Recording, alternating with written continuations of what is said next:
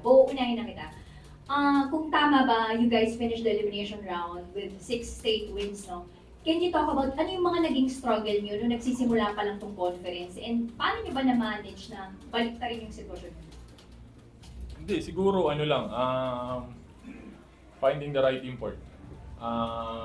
Yung unang import namin is more on an outside threat. So, talagang most likely 10 to 12 shots sa labas sa kanya eh. Tapos nakakuha sila coach ng import na inside operator. So, yung ano naman, yung mga tira sa labas, napupunta sa mga local. And yun nga, medyo nag-i-spread yung ano kasi talagang kayang dominahin ni Tree sa loob eh. Malakas si Tree eh. Na ipapakomit niya lahat. Even nga, minsan ang nangyayari sa kanya, ititira niya pa lang. Kinikick out niya pa sa labas pag may nakita talaga siya eh. So, nakakuha kami ng import na talagang mag-15 sa amin.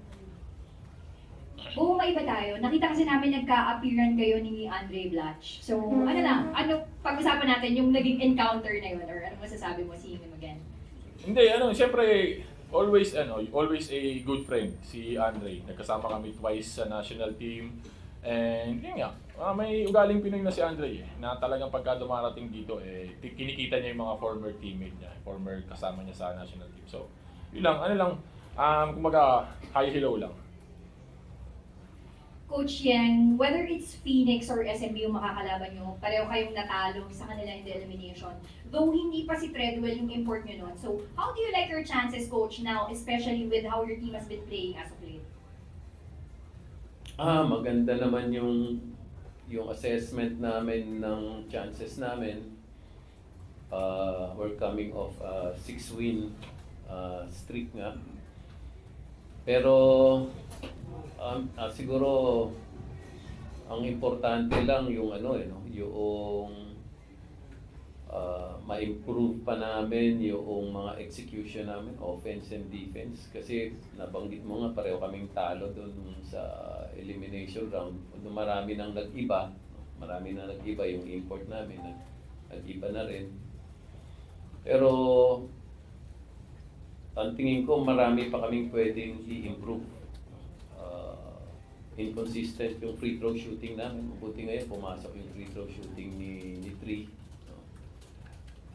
Kanina marami kaming turnovers, marami kaming mga samang desisyon. Pagdating ng playoffs, magkakatalo yan, mga 1 or 2 possessions lang. Mabuti rin yung game namin ngayon, 1 point.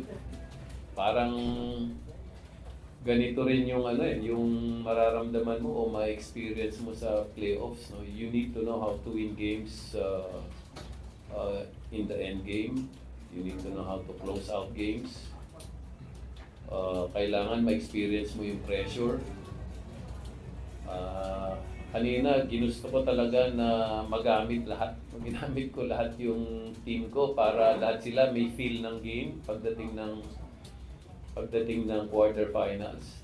So kahit sino bunutin mo, nakahanda. Kailangan talaga meron kang mga nakahandang magic bunot dyan eh. Tsaka yung laro namin, gusto namin mabilis. So kailangan malalim talaga yung rotation mo.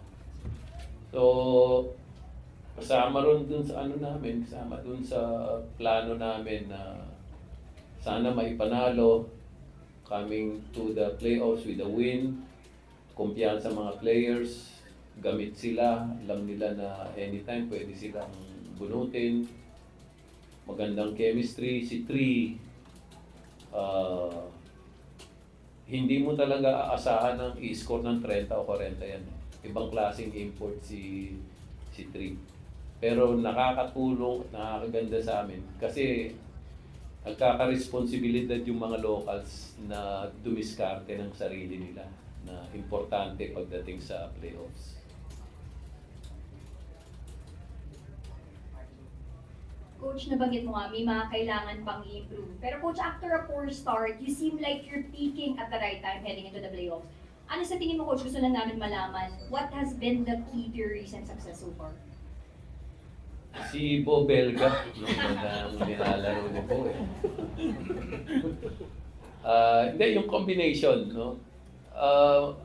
Actually, Cebu consistent. No? Last 3 or 4 games, ang ganda nilalaro talaga nito. No?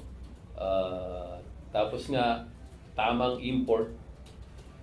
Tapos yung mga locals namin, nagkakakumpiyansa dahil alam nila na hindi sila pwedeng umasa ng 40-50 puntos na papatong nila sa balikat ng import. Ang laking bagay nun na marunong silang humanap ng tira, marunong silang mag-desisyon. Yun lang. We now open the floor for questions from our friends from the media.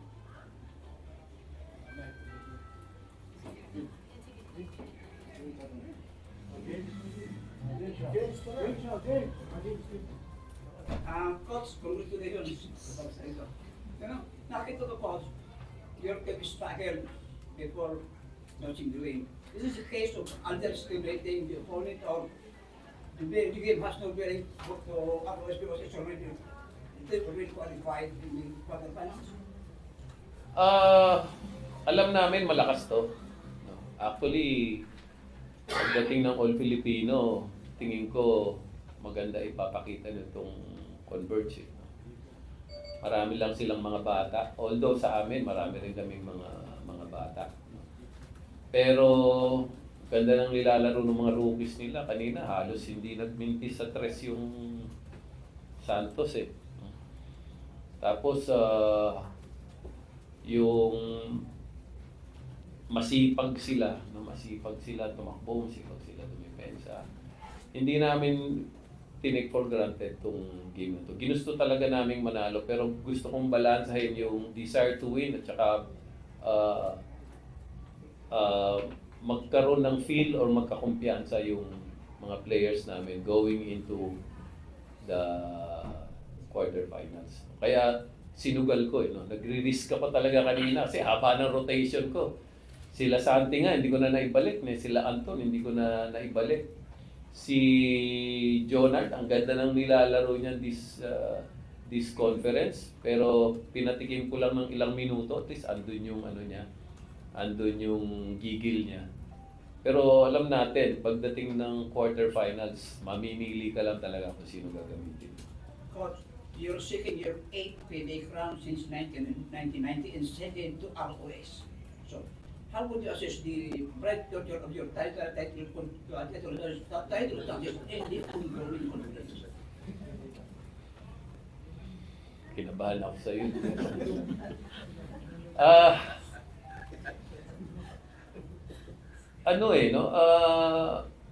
Ang layo pa namin eh. Malayo pa kami no para sabihin mong championship caliber. Malalaman natin ang pagdating ng quarterfinals. Pag nakalusot ka ron kasi twice to beat yung kalaban namin eh. Pag nakalusot ka ron, medyo pwede mo sabihin ba matibay-tibay itong team na to, pwede sigurong makachamba. Pero I think kailangan pa naming patunayan yun. Wala pa kaming karapatan mag-isip ng hanggang championship. Hanggang quarterfinals lang muna yung karapatan mo na mag-isip ngayon. Coach, last question. How would you assess the strength and skill of your import against other imports? Siya yung eksaktong kailangan namin. Sabi ko nga, hindi siya heavy scorer. Hindi siya flashy. Ako gusto ko sa import sana, may tres eh. Pero okay na sa akin na wala siyang outside game as long as ganito siya kadominante doon sa loob. I think he's averaging 18 rebounds. And pagka nakita mo siya sa gitna, dumadrive ka, medyo maaalangan ka. No, I think yun ang pinoprovide niya. Tsaka meron siyang leadership. Kinakausap niya yung mga kasama niya. Tapos yung matino ba sa practice, kung ano yung paggawa mo, gagawin niya. Coach, thank you so much for the best and good luck. Thank you. Sana naubos niya na yung mga ham nyo. Naipulutan niya na yata. Next year, eh. Will you be losing for Phoenix in the second game? Wala, no? Hindi namin pwedeng sabihin, baka Phoenix nga ginusto mo. Sabi nga ni Tim Coe nun sa akin, beware what you wish for eh. No? So, bahala sila. Basta kung sinong lumabas na kalaban namin, pagkahandaan namin mabuti. Your thoughts on Phoenix and San Miguel? No, parehong ano to, parehong dangerous team. Ang actually ano ko is sa isip ko, kung hindi namin makakatapat yung Phoenix, ibig sabihin dalawa kaming independent teams na may chance na makapasok.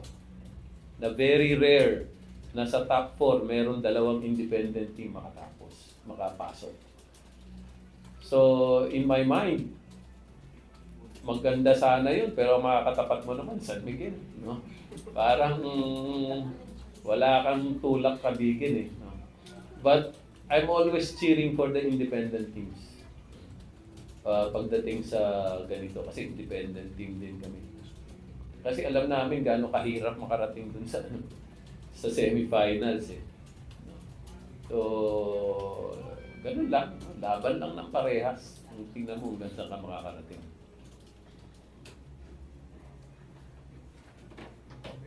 Okay. Coach, your thoughts on your... Bakit ako haba ng interview niya pag iba? Your thoughts on the enforced game today?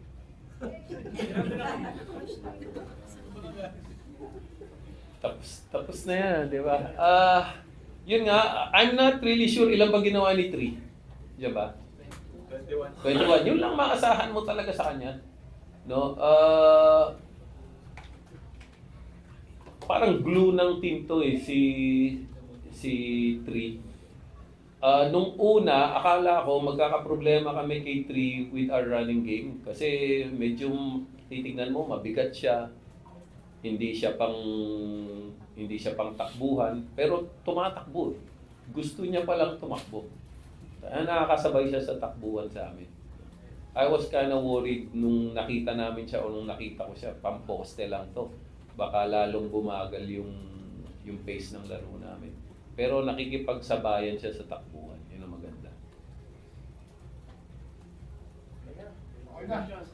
That Sige. ends our post-game press conference. Thank you.